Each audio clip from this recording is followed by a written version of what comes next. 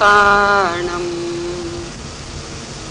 नमो सिद्धाणम नमो आयिरीयाणम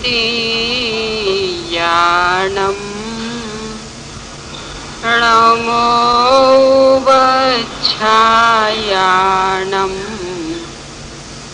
नमो लोहे सविसाहूणम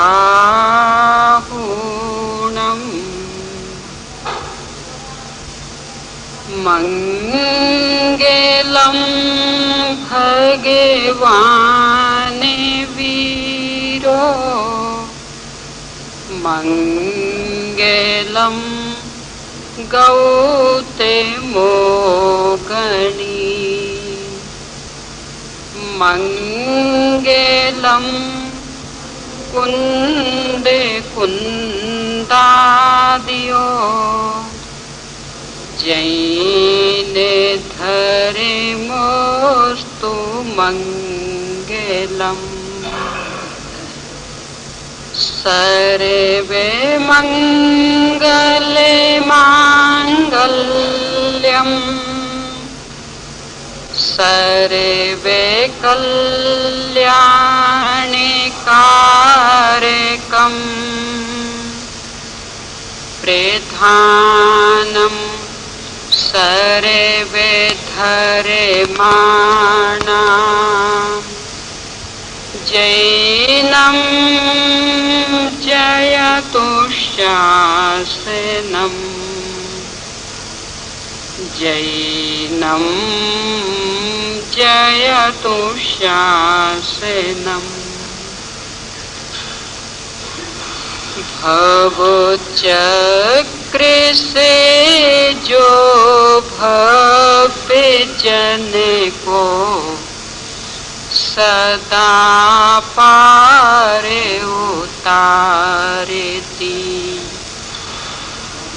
जग जाले मैं कांत को जो रही सदा नकारती निज तत्व को पाकर भविक जिसे की उतारे आरती नय चक्रमय उपलब्ध नित्य नित्य बोधक भारती नए चक्रमय उपलब्ध नित्य नित्य बोधक भारती। जय बोलिए अहिंसामयी विश्व धर्म की जय। द्वादशांग चिन्वाणी माता की जय। वैसे अपना संलेखना का प्रकरण चल रहा है, पर आज जैसे कि पहले मैंने सूचना दी थी कि होली के अवसर पर होली पर ही अपने विचार व्यक्त करूंगी। उसको लेकर के कुछ भाई बहनों का ही आग्रह रहा कि होली के दिन विचार व्यक्त करने से ज्यादा लाभ तो मिलेगा नहीं, क्योंकि होली तो पहले मन चुकी होगी, तो अब सुनने से क्या फायदा। अब तो अगली साल के लिए होगा वो, और अगली साल कितने लोग याद रख पाएंगे, क्योंकि एक साल बीच में पड़ जाए तो सर्व विस्मरण हो जाएगा, तो आपकी मेहनत पूरी पानी में चली जाएगी। तो यदि आप कुछ बताना चाहते हैं तो कम से कम 2-3 दिन पहले बता दें, तो उससे हम अपनी मानसिक तैयारी करेंगे, और यदि जच गया तो हो सकता कुछ परिवर्तन हो जाए। इसलिए विचार बना कि 2 दिन पहले, क्योंकि होली तो परसों होगी जलने की तो, और खेलने की नरसों होगी, तो उस हिसाब से 2 और 3 दिन पहले चर्चा हो गई। तो आज उस पर अपन चर्चा करते हैं। होलिका दहन, इसकी घटना तो आप लोगों ने स्कूल की पुस्तकों में भी पढ़ी होगी कि एक हिरण्यकश्यप नाम का राजा था। उसका एक लड़का था प्रहलाद, वो राम का भक्त था।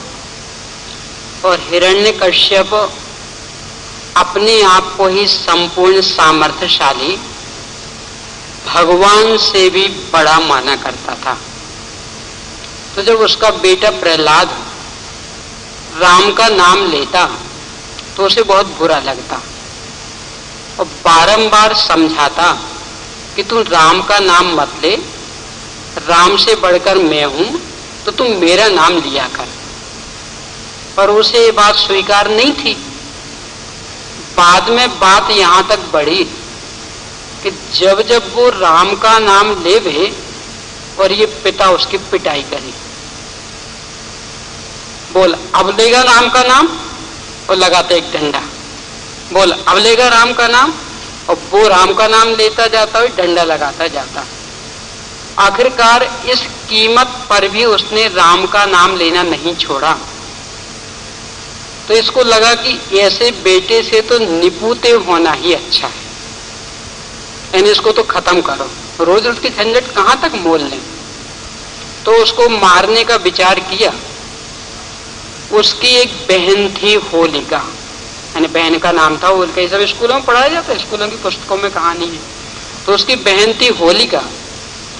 उसे किसी प्रसंग में एक देवी ने प्रसन्न होकर के ऐसा वस्त्र दिया था कि यदि वह उसे ओढ़ ले तो जलती हुई चिता पर भी बैठ जाए तो भी नहीं जलेगी। वो वस्त्र उस होलिका बहन के पास था। अपने भाई की समस्या जब उसने देखी और भाई ने भी आग्रह किया कि तुम्हारे पास तो ऐसा वस्त्र है, यदि इसको ओढ़ करके जलती हुई चिता पे बैठ जाओगी प्रहलाद को लेके, तो चूंकि प्रहलाद को तो कोई वस्त्र वगैरह ऐसा है नहीं, तो वो जल जाएगा और तुम जीवित निकल आओगे, अपना काम बन जाएगा। उसे भी बात को जच गई और उसने हाँ कह दिया।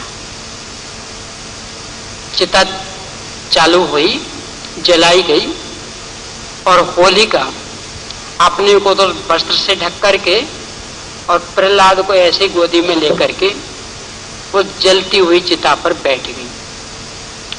योग ऐसा बना कि वो जो वस्त्र ओढ़े थे वो वस्त्र हवा से उड़कर प्रहलाद के ऊपर गिर गया। तो प्रहलाद तो बच गया और वो होलिका जल गई। और इसकी स्मृति में होलिका दहन ये उत्सव मनाते हैं। अब अपन विचार करें कि इस उत्सव को किसी भी रूप में उत्सव का नाम देना ये किस बात का सूचक होगा। यानी एक भगवान के भक्त को जलाने के लिए किया गया प्रयास, यानी कोई भगवान का नाम लेने वाला ना रहे, इसके लिए किया गया एक प्री प्लान षड्यंत्र। और भाग्य ने यहां तक जोर दिया कि नाम लेने वाला तो जीवित बच गया और जो उसका विरोध कर रही थी वो जल गई। यानी आखिरकार जीत धर्म की ही हुई। अब वो किस रूप में थी, किसकी, उसकी अभी कहानी में नहीं जाए, परंतु उनके राम भगवान ही है, अपने यहाँ भी राम भगवान है, उसमें आश्चर्य क्या, मोक्ष गए हैं। तो जीत तो धर्म की ही हुई, धर्मात्मा की ही हुई, भगवान का नाम स्मरण करने वाले की ही हुई। अब ऐसे उत्सव को यदि अपन राग रंग के उत्सव के रूप में मनाते, महा हिंसा करने के रूप में मनाते हैं, तो सोचे धर्म का अवर्णवाद होगा कि धर्म की प्रभावना होगी। पंडित टोडरमल जी साहब ने अपने मोक्ष मार्ग प्रकाशक ग्रंथ के 5वें अध्याय में होली संक्रांति आदि मनाने को गृहीत मिथ्यात्व सिद्ध किया। ने कोई होली संक्रांति आदि मनाता है तो गृहीत मिथ्यात्व का पोषण कर रहा। एक बात ध्यान रखना, कि शुद्ध सात्विक अच्छा भोजन करने का निषेध नहीं है। शुद्ध सात्विक नए कपड़े पहनने का भी निषेध नहीं है। अपने बुजुर्गों के चरण स्पर्श करके उनके आशीर्वाद आदि लेने का भी निषेध नहीं है। तो निषेध किसका है? कि चूंकि ये दिन आज त्योहार का दिन है, इसलिए आज अच्छा भोजन करना, आज नए नए वस्त्र पहनना, आज अपने बड़े बूढ़ों का आशीर्वाद लेना, निषेध इसका है। यानी गृहीत मिथ्यात्व इसका नाम। यानी आप बाकी दिन शुद्ध सात्विक पहने ना, काम निषेध है। यानी कोई भी ऐसा आग्रह रखे बिना और नए कपड़े पहने, इसका भी निषेध नहीं है। कोई गुजिया हलवा पूड़ी खाए, उसका भी निषेध नहीं है। बड़े बूढ़ों के चरण स्पर्श करके आशीर्वाद लेवे, इसका भी निषेध नहीं। पर चूंकि आज ये होली का त्योहार है, इसलिए आज ये सब करना। तो यदि इस मान्यता को लेकर के आपने किया है, तो पंडित टोडरमल जी साहब कहते हैं कि गृहीत मिथ्यात्व का पोषण किया। और जिसके गृहीत मिथ्यात्व चलता रहता है, अगृहीत नष्ट होने के लिए किसी भी कीमत पर अवसर नहीं। वो तो नारियल जैसा हो गया ना, कि नारियल के ऊपर की जटा ही अभी मौजूद है, तो अंदर की खोपड़ी कोई फोड़ सकता? जटा छूटे तो खोपड़ी फूट सकती। तो गृहीत मिथ्यात्व तो जटे के समान और अगृहीत वो खोपड़ी के समान, और अंदर का दल है अंतरात्मा। तो वो अंदर का दल तब मिलेगा जब खोपड़ी फूटे, और खोपड़ी तब फूटेगी कि जब जटा टूटे। जटा टूटे बिना अंदर की खोपड़ी फूटनी संभव नहीं। तो एक गृहीत मिथ्यात्व में आता। अब उसको यदि देखने का भी भाव आया, तो चूंकि वो होलिका स्त्री थी, सैनी पंचेंद्री मनुष्य, तो सैनी पंचेंद्री मनुष्य को जिंदा जलाने का पाप किया जा रहा, और उसकी अनुमोदना अपन कर रहे। पुरुषार्थ सिद्धि उपाय में आचार्य अमृतचंद्र देव ने किसी भी रूप में हिंसा की अनुमोदना नहीं करने की बात कही। यानी कोई अपना विरोधी हो और ये सोच करके कि भाई जब तक जीवित रहेगा तब तक विरोध करेगा, तो इसको खत्म कर दिया जाए तो विरोध के पाप से तो ये बच जाएगा ना। तो ये सोच करके भी उसकी हिंसा नहीं करना। आप लोगों ने ध्यान दिया कि नहीं दिया मुझे पता नहीं, अभी भी जब भी होलिका दहन होता तो किसी न किसी रूप में वो प्रतीक रखते हैं। कहीं कहीं तो कागज की एक महिला बना के और कागज का एक लड़का बना के बराबर उस महिला की गोदी में उस कागज के लड़के को रख के, और फिर जब आग लगाते तो बाद में उस कागज के लड़के को निकाल लेते और वो महिला को जला देते। और कहीं जहां ऐसा नहीं रखते तो दो डंडे रखते हैं, एक डंडा बीच में लगाते हैं और एक डंडा उसके आगे छोटा, और फिर उस होलिका में आग लगाते और फिर वो छोटा डंडा निकाल लेते और बड़ा डंडा जल जाने देते। यहाँ होता कि नहीं होता पता नहीं, बुंदेलखंड साइड तो होता है, और जयपुर साइड तो कागज के बना के ही रखते हैं, और उसके तो पेपर में फोटो वगैरह भी आते हैं, यानी बराबर कागज के ही बना के। इतना समझ लेना, भले इस रूप में नहीं होता होगा, पर किसी ना किसी रूप में उसका प्रतीक तो बनाते हैं। अब वो कहीं डंडा का बनाते हो चाहे गोल बनाते हो, तो जो भी जैसा जहां पर रिवाज चल पड़ा हो, पर किसी न किसी रूप में उसका प्रतीक बनाते हैं। वो एक महिला का प्रतीक और एक उस प्रहलाद का प्रतीक, और जो प्रहलाद का प्रतीक था आग लगाने के बाद में उसको निकाल लेते हैं, और वो जो महिला का प्रतीक था उसको जल जाने देते हैं। तो कहीं कहीं एक गेहूं आदि की पाल के रूप में भी रख लेते हैं, यानी जो भी जहां प्रचलित हो रिवाज, पर कुछ ना कुछ प्रतीक रखते हैं। तो वो जो प्रतीक रूप में मतलब स्थापना निक्षेप के रूप में वो एक महिला को बनाया ना, और उसको जलते हुए अपन देख रहे जिंदा। यानी वो प्रतीक अकेली वो लकड़ी नहीं है, वो प्रतीक अकेले गेहूं के बाल नहीं है, वो धान का अकेला एक टुकड़ा नहीं है। जो भी फसलें आती, कहीं कहीं फसलों का भी चलता है, तो वो अकेला उसका नहीं है, वो एक सैनी पंचेंद्रीय जीवित महिला को जिंदा जलाने का प्रतीक है। अब उसकी किसी भी रूप में अपन ने आत्महत्या की तो सोचो क्या होगा। उस समय तो घटना ये घटी थी कि जब वो होलिका जल गई और प्रहलाद बच गया, तो चूंकि लोगों को पता तो था ही कि इस प्रहलाद को क्यों जलाया जा रहा, कि राम का नाम लेता इसलिए।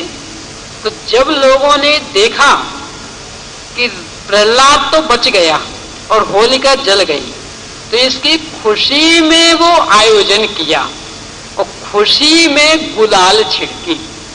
तो अपन लोग जब विमान उत्सव करते तो खुशी में गुलाल नहीं छिड़कते। भगवान का बिहार आदि करवा, श्री बिहार आदि अथवा पंचकल्याण प्रतिष्ठा आदि, तो गुलाल छिड़कते ना, खुशी में तिलक लगाते, गुलाल छिड़कते। तो वो दूसरे दिन जो वो गुलाल आदि का था, वो तो इस रूप में था, कहना उनको इतनी खुशी हुई, क्योंकि राजा के स्वभाव से तो सब परिचित थे। राजा मानता नहीं था और अपने इकलौते बेटे को मात्र इस कारण से मरवाने का प्रयास किया और भाग्य ऐसा कि वो बच गया। तो सबको ये लगा कि ओह, धर्म में शक्ति है। यानी इतना अन्यायी राजा था और होलिका को ऐसा वरदान था, तो भी अधर्म की रक्षा, अधर्म के कारण उसकी रक्षा नहीं हुई। और ये धर्मात्मा था। अब अभी गहराई में नहीं जाना कि वो सम्यक दृष्टि था कि नहीं था, अभी तो कहानी कहानी के रूप में समझना कि वो धर्मात्मा था। इसलिए देखो देवों ने भी कैसी रक्षा कर दी, यानी उसका वस्त्र इसके ऊपर गिर गया और वो जल गई और ये बच गया। तो इसकी जो उन्हें खुशी हुई, इसको लेकर के अगले दिन उत्सव मनाया और इसको लेकर के वो गुलाल आदि उड़ाई गई। अब अपने सामने इसका प्रारूप क्या है, अभी इसकी थोड़ी देर बाद चर्चा करेंगे।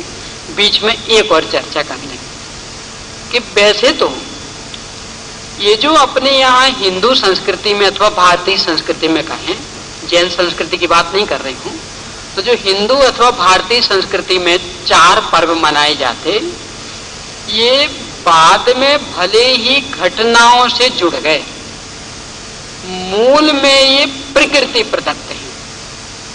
यानी मूल में जो अपना ये वातावरण है, जलवायु है, उसके कारण प्रसिद्ध हुए। कौन कौन से 4 पर्व? रक्षाबंधन, दशहरा, दीपावली और होली।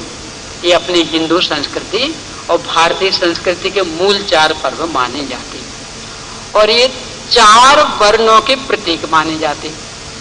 यानी रक्षाबंधन को माना जाता ब्राह्मणों का पर्व, दशहरा को माना जाता क्षत्रियों का पर्व, दीपावली को माना जाता है वैश्यों का पर्व और होली को माना जाता है शूद्रों का पर्व। भारतीय संस्कृति की बात कर रही है, जैन संस्कृति की नहीं। वो तो बाद में एक एक घटना से जुड़ गया, तो अन्य धर्मों ने भी मना लिया। अपने यहाँ भी वो दीपावली का दिन और महावीर भगवान के निर्वाण का दिन एक हो गया, तो अपन ने निर्वाण उत्सव के रूप में मना लिया। तो ऐसी वो अलग बात है, पर मूल जो प्रकृति से जुड़े हुए थे वो इसके कारण थे और इन जातियों से जुड़े हुए। अब उसमें होली का क्या संबंध था कि होली के पहले था पतझड़ का मौसम और पतझड़ में सभी पेड़ पौधों के पत्ते गिर रहे थे, पत्तों का ढेर लग गया था और इसके बाद में उनमें नई नई कोपलें आने लगी। तो अब लोगों को लगा कि अब नया कचरा नहीं फैलेगा, तो एक बार सारे कचरे को इकट्ठा करके जला दो। क्योंकि पहले तो अभी रोज रोज गिरता था ना, आपने यदि देखा हो, कोई गौर किया हो, तो 1 महीने पहले से कितने रोज नए नए पुराने पत्ते रोज सड़क पे बिछते, वो अब कम होते जा रहे हैं और अभी 1-2 दिन और देखना बिल्कुल एक खत्म हो जाएंगे। तो जब तक उनको लगता कि अभी पुराने पत्ते झड़ के गिर रहे हैं, तो लगता अब रोज रोज सफाई कहां तक करें। और जहां लगा कि अब सब पुराने पत्ते झड़ चुके, हर पेड़ पौधे पर नए पत्ते आ गए हैं, तो लगा अब कचरा नहीं फैलेगा, तो सबको इकट्ठा एक बार किया और एक बार जला दिया। तो वो जलाने का तो बनता था, वो प्रकृतिक प्रदत्त ही, पर रात में नहीं और ऐसी हिंसक पद्धति से नहीं और ऐसी ईंधन आदि चीजों को का दुरुपयोग करने के रूप में नहीं, जो वो कचरे के रूप में पड़ा था उसको साफ सफाई करने की दृष्टि से जला दिया जाता। और इस रूप में वो होलिका यानी वो प्रसंग बनता था और साथ में बाद में इस होलिका दहन से जुड़ गया और वो दिन एक पड़ गया, तो इस रूप में दोनों ही एक साथ मनने लगे। अपन जब अपनी दृष्टि से विचार करते हैं तो चूंकि होली को शूद्रों का पर्व माना गया भारतीय संस्कृति में, शूद्रों का पर्व यानी कि शूद्र जिसे मनाते हैं वैसा पर्व नहीं, तो क्या कि जिसमें सभी वर्ण वाले शूद्रता व्यक्त कर लें अपने अंदर। शूद्रता मतलब विषय विकार के परिणाम।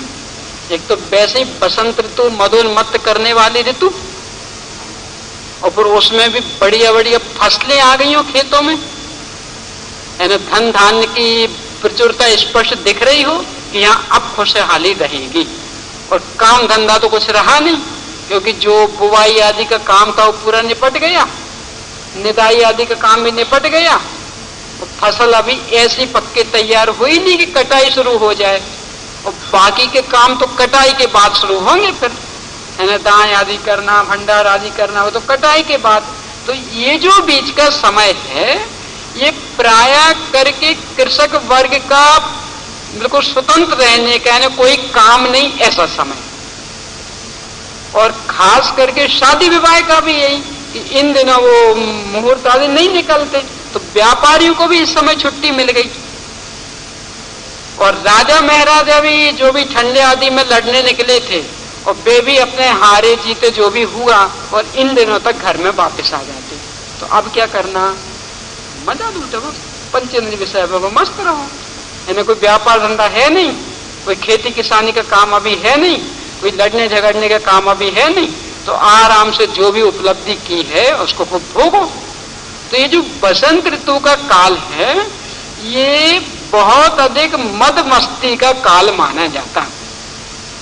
अपने जो संस्कृत साहित्य का इतिहास है उसमें तो संस्कृत में एक एक महीने का बसंतोत्सव करने का वर्णन मिलता है, यानी बसंत ऋतु का पंचमी से लेकर के और अभी रंग पंचमी तक, बसंत पंचमी से लेकर रंग पंचमी तक एक एक महीने का बसंतोत्सव आयोजित करते, और उसमें करते क्या, बस पंचेंद्रिय विषय भोग विलास, यानी सबके अंदर विद्यमान विषय विकार एकदम उछल करके उनकी कृतियों में दिखने लगते हैं। यानी जो विषय विकार अभी तक दबे हुए थे ना वो उनकी कृतियों में दिखने लगते। फिर वहां कोई बूढ़ा अथवा जवान नहीं दिखता, वहां सब दिखता कि ये तो बस मद मस्तता का ही काल। होली के दिन कहते भी है ना, बुरा ना मानो होली है, बुरा ना मानो होली। तो बुरा ना मानो होली यानी ये दिन सब माफ, यानी कोई भी जवान लड़का किसी भी जवान लड़की को छेड़ दे तो आज आप कुछ नहीं कह सकते, क्यों, होली है। इसका मतलब क्या निकला, तो विषय विकार इतना उभर के आ गया, यानी आज के दिन उसे कोई भी शील वाली बात नहीं दिखती। आज के दिन तो 60 वर्ष की उसकी भाभी हो और 65 वर्ष का देवर हो, तो वो देवर भी अपनी 60 वर्ष की वृद्धा भाभी के साथ हंसी मजाक करने को तैयार हो जाता है, क्यों, बुरा ना मालूम होली है। यानी ऐसे विषय विकार उभर के सामने आते हैं कि उसमें वृद्धावस्था वाली उम्र भी कुछ कीमत नहीं रखती। और ये जो आज के वातावरण में जो चलने लगा ना रंग आदि, उसके पीछे भी यही कारण है कि अपने भारत में शील की मर्यादाएं तो बहुत अधिक हैं, तो ऐसे तो आप किसी को छू नहीं सकते। तो होली के नाम पर कि नहीं हम तुम्हें रंग लपेट रहे हैं तो खूब आराम से मल लो, और पूरे बदन में भी ऐसे ही, कोई उस समय रोक टोक नहीं कर सकता, कोई बुरा नहीं मान सकता।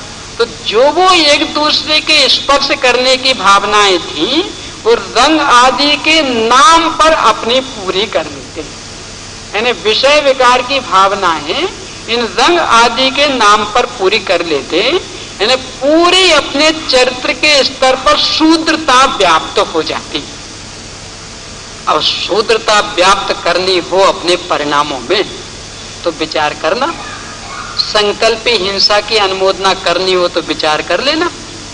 यानी एक साक्षात सैनी पंचेंद्रीय महिला का जीवंत अवस्था में जलना, तो ये संकल्पी हिंसा की अनुमोदना, उसका देखना, उसके लिए किसी भी रूप में चंदा आदि देना, किसी भी रूप में मदद आदि करना, तो वो संकल्पी हिंसा की अनुमोदना और ये विषय विकार वाली वृत्तियों को बढ़ावा। और आज के जमाने में तो ये रंग रोशन का इतना अधिक चल पड़ा, स्पष्ट रूप में नशा करके। शराब भी पी लें तो कोई टोकने वाला तो है नहीं, क्यों? होली है। और नहीं तो अफीम है, गांजा है, तो चलता ही शरीर खुली आम।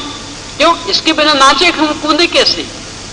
यानी जो ही विषय विकार व्यक्त होना है, जो नई करने योग्य कार्य करने का परिणाम जगना है, तो वो विवेक बुद्धि के जागृत रहते हुए होने वाला नहीं है। उसमें तो विवेक बुद्धि थोड़ी सुप्त हो जाए ना, तभी ऐसे विषय विकार के कार्य होंगे। और वो कब संभव? कि जब ये नशा करेंगे तब। तो ये जो नशा को प्रोत्साहित देने वाला काम, देने वाला उत्सव, और उसको उत्सव के रूप में उस धर्म में कि जिसमें अहिंसा प्रधान हो, जिसमें नशा कारक अभक्ष को बहुघात और त्रसघात रूप अभक्ष के बराबर माना गया हो। भीतर विज्ञान पढ़ा होगा, भीतर विज्ञान में की बाल बोलते हैं कि अभक्ष 5 प्रकार के होते हैं, और 5 में छोटा बड़ा कौन? 5 एक स्तर के। बहुघात अभक्ष, त्रसघात अभक्ष, नशा कारक, अनिष्ट कारक और अनुपसेव्य। और इनमें कोई छोटे बड़े नहीं हैं, 5 एक स्तर के अभक्ष। और जहां निरंतर इस बात की प्रेरणा दी जाती हो कि आरंभ परिग्रह जैसे बने तैसे कम से कम करूं, यानी यदि एक बार हाथ पैर धोने से काम चल जाता है तो दोबारा हाथ पैर धोने का भाव मत बनाओ। यदि एक दिन में एक साड़ी पहनने से काम चल जाता है तो दूसरी साड़ी पहनने का भाव मत करो। यानी जहां निरंतर आरंभ परिग्रह कम करने की प्रेरणा दी जाती हो, वहां होली जैसे उत्सव को कि जहां खुलेआम आरंभ परिग्रह और अधिक होना, क्योंकि वो रंग आदि से ऐसे लिपट जाते कि एक बार के स्नान से तो काम ही नहीं बनता। कोई ऐसा स्नान करना पड़े कि रगड़ रगड़ के हो तो भी वो 2-2 3-3 दिन तक भी दिखाए कि हाँ इनने रंग खेला है। यानी वो हाथ छुटाए भी ना छूटे, वो चेहरे पर लग जाए तो चेहरा साफ हो ही ना। तो और परिग्रह, एक तो कपड़े से काम चलना क्या, पूरी की पूरी ड्रेस खराब होनी है, और फिर बाद में कि बस वो एक ही दिन काम आनी, और एक दिन अगले साल काम आएगी, इसके लिए भले वो इकट्ठी करके रखें, पर पहनने का अवसर ही कहाँ मिल पाता। क्योंकि सुबह किसी काम से भी घर से बाहर निकले कि बस हम मंदिर के दर्शन करें, फिर इसके बाद वो वाली ड्रेस पहनेंगे, वो इतने में वो नई ड्रेस, तो वो पुरानी ड्रेस तो रखी रह जाती। और यानी हर साल एक एक ऐसी ड्रेस तैयार होती जाए तो कितना परिग्रह बढ़े। यानी जो पूर्णतया आरंभ परिग्रह को ही बढ़ावा देने वाला हो, जो पूर्णतया हिंसात्मक प्रवृत्तियों को बढ़ावा देने वाला हो, शील के विरुद्ध कुशील वाली प्रवृत्तियों को बढ़ावा देने वाला हो, वो उत्सव भले जिन संस्कृतियों में राग आदि को अच्छा माना गया, उसको धर्म माना गया, उस संस्कृति में चले तो चल जाए, पर जिसमें एकमात्र वीतरागता को ही धर्म माना गया, अपने बही खाते में भी लिखे तो वीतरागाय नमा से शुरुआत करे, जिसमें अहिंसा ही धर्म का मूल माना गया हो, उस धर्म में उसके लिए कहाँ अवसर है। और लौकिक दृष्टि से भी विचार करें तो इस पर्व के लिए कहीं कोई अवसर नहीं रहता। सभी वैज्ञानिक लोग कहते हैं कि जितने जो कुछ रंग बनते जा रहे हैं, इतने अधिक हानिकारक, इतने अधिक नशीले कि उनसे आपके जीवन में कुछ भी दुर्घटना घट सकती है। यानी आंख फूट सकती है, नाक फूट सकती है, कान फूट सकते, यानी कुछ भी दुर्घटना घट सकती, चर्म रोग हो सकते, यानी जो ना हो जाए सब कम। और ये तो जग जाहिर है, हमेशा पेपरों में भी निकलता है, ये अपने टीवी वगैरह पे भी बताते कि ये रंग इतने खतरनाक हैं, रेडियो पे भी बताते ये रंग इतने खतरनाक। तो इतनी खतरनाक चीजों से खेलना, ये लौकिक सज्जनता भी रही, लौकिक इंसानियत का भी पालन किया। यानी स्पष्ट हमें दिख रहा कि ये रंग इतना खतरनाक कि यदि भूल चूक से भी इनकी आंखों में चला गया तो गए, और फिर भी वो खेले, तो इंसानियत भी है। यानी एक सामने वाले व्यक्ति को इंसान के रूप में भी देख रहा, जो उसका अपकार करने को तैयार है। यानी इतनी बड़ी रिस्क लेके कि भले आंख फूटे तो फूटे, पर आज तो रंग का त्योहार है, इसलिए हमें तो रंग खेलना। अब वो तुम्हारे जहां भी लगे सो लगे, कान में घुस जाए तो कान में घुस जाए, हम इसके जिम्मेदार नहीं, पर आज तो रंग खेलना। तो ऐसे व्यक्ति को तो लौकिक सज्जनता की कोटि में भी नहीं रखा जाता है। और जो ये होलिका दहन आदि के रूप में ईंधन की बर्बादी है, सुना जरा ध्यान से। एक बार पहले भी यहाँ एक बात कही है, वो दूसरे संदर्भ में कही थी, अभी इस संदर्भ में, कि जो भी ये ईंधन आदि की बर्बादी है, इन प्रसंगों को लेकर के विदेशी लोग भारतीयों को मूर्ख कहते हैं। सुना ध्यान से, भारत अपन लोगों को, पढ़े लिखों को इतना शिक्षा का विकास है भारत में, और इतनी इंटेलिजेंसी है कि जितने भी ये बड़े बड़े वैज्ञानिक